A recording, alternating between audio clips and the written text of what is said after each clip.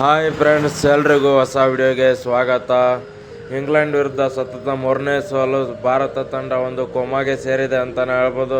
ಸುದ್ದಿಯ ಸಂಪೂರ್ಣ ಮಾಹಿತಿ ತಿಳ್ಕೊಂಡು ಬರೋಣ. ಅದಕ್ಕಿಂತ ಮುಂಚೆ ಚಾನಲ್ಗೆ ಸಬ್ಸ್ಕ್ರೈಬ್ ಮಾಡಿದ ವಿಡಿಯೋ ನೋಡ್ತಾ ಇದ್ದರೆ ಈಗಲೇ ನಮ್ಮ ಚಾನಲ್ನ ಸಬ್ಸ್ಕ್ರೈಬ್ ಮಾಡ್ಕೊಳ್ಳಿ. ಹಾಗೆ ಪಕ್ಕದಲ್ಲೇ ಇರೋ ಬೆಲ್ ಐಕನ್ ಮೇಲೆ ಆಲ್ ಅಂತ ಕ್ಲಿಕ್ ಮಾಡ್ಕೊಳ್ಳಿ. ನಾವು ಯಾವುದೇ ಹೊಸ ವಿಡಿಯೋ ಅಪ್ಲೋಡ್ ಮಾಡಿದರೂ ಮೊದಲು ನಿಮಗೆ ನೋಟಿಫಿಕೇಶನ್ ಬರುತ್ತೆ. ಹೌದು ಸ್ನೇಹಿತರೆ, ಕಳೆದ ಮೊದಲ ಮ್ಯಾಚ್ ಮಳೆಯಿಂದ ಟಾಳೆಯಾಗಿತ್ತು. ಬಟ್ ಸೆಕೆಂಡ್ ಮ್ಯಾಚಲ್ಲಿ ಕೂಡ ನಮ್ಮ ಭಾರತ ತಂಡ ಸೋತಿತ್ತು. ಥರ್ಡ್ ಮ್ಯಾಚಲ್ಲಿ ಸೋತಿತ್ತು. ಬಟ್ ಇವಾಗ ಫೋರ್ತ್ ಮ್ಯಾಚ್ ನಿನ್ನೆ ಕೂಡ ಅತ್ಯಂತ ಹೀನಾಯವಾಗಿ ಸೋತಿದೆ ಅಂತಲೇ ಹೇಳ್ಬೋದು. ಯಾಕಂದರೆ ಬಾಲಿಂಗ್ ಮೊದಲಿಗೆ ಟಾಸ್ ಗೆದ್ದು ಬ್ಯಾಟಿಂಗ್ ಮಾಡಿ 159 ರನ್ನನ್ನು ಟಾರ್ಗೆಟ್ ಕೊಟ್ಟಿರ್ತಾರೆ. ಬಟ್ ಈ ರನ್ನನ್ನು ಇಂಗ್ಲೆಂಡ್ ತಂಡ ಕೇವಲ 14 ಓವರಲ್ಲಿ ಈಸಿಯಾಗಿ ಚೇಸ್ ಮಾಡಿ ಬಿಸಾಕುತ್ತೆ ಅಂತಲೇ ಹೇಳ್ಬೋದು. ಹಾಗೆ ಸೋತ ನಂತರ ಗೌತಮ್ ಗಂಭೀರ್ ಅವರು ಪ್ರೆಸ್ ಕಾನ್ಫರೆನ್ಸಲ್ಲಿ ಏನೆಲ್ಲ ಹೇಳಿದ್ರು ಅಂತ ನೋಡೋದಾದರೆ, ನಾನು ಏನು ಮಾಡಲಿ, ಪ್ಲೇಯರ್ಸ್ಗಳು ಪರ್ಫಾರ್ಮೆನ್ಸ್ ಕೊಡ್ತಿಲ್ಲ, ಹಾಗೆ ಪ್ಲೇಯರ್ಸ್ಗಳು ಫಾರ್ಮಲ್ಲಿಲ್ಲ, ನಾನು ಏನು ಮಾಡಲಿ ನೋಡಿ, ಯಾವ ಪ್ಲೇಯರ್ಸ್ ಎಷ್ಟು ರನ್ಸ್ ಹೊಡೆದಿದ್ದಾರೆ ಅಂತ ಹೇಳ್ತೀನಿ. ವೈಭವ್ ಸೂರ್ಯವಂಶಿ ನೋಡೋದಾದರೆ ಕೇವಲ 10 ಎಸೆತಗಳಲ್ಲಿ 15 ರನ್ ಹೊಡೆದು ಔಟ್ ಆಗಿದ್ದಾರೆ.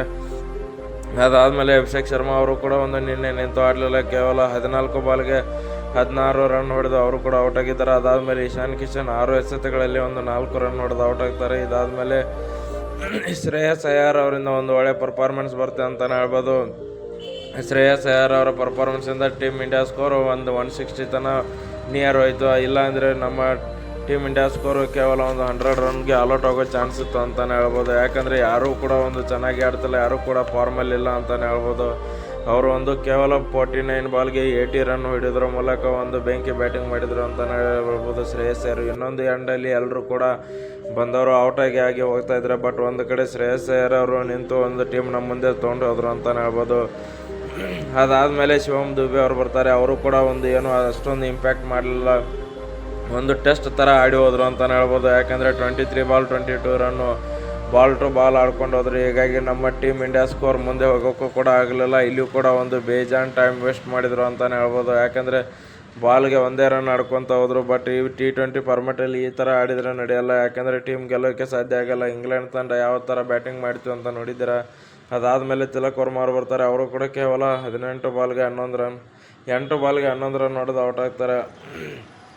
ಅವರು ಕೂಡ 6 ಹೊಡಿತಾರೆ, ಬ್ಯಾಕ್ ಸೈಡ್ ಇನ್ನೊಂದು 6 ಅದೇ ಥರ ಟ್ರೈ ಮಾಡೋಕೆ ಹೋಗಿ ಕ್ಯಾಚ್ ಕೊಟ್ಟು ಹೋಗ್ತಾರೆ.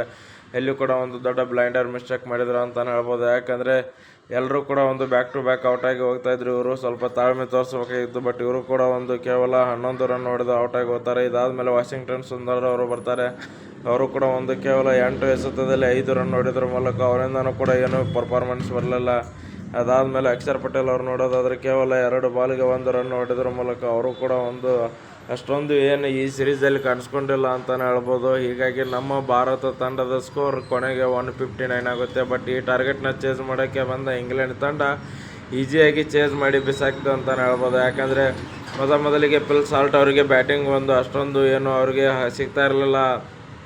ಅಂದರೆ ಮೊದಲು 10 ಬಾಲ್ ಅವರು 0 ರನ್ ಇದ್ದರು. ಅದಾದಮೇಲೆ ಅವರು ಕಮ್ಬ್ಯಾಕ್ ಮಾಡಿದರು ಅಂತಲೇ ಹೇಳ್ಬೋದು.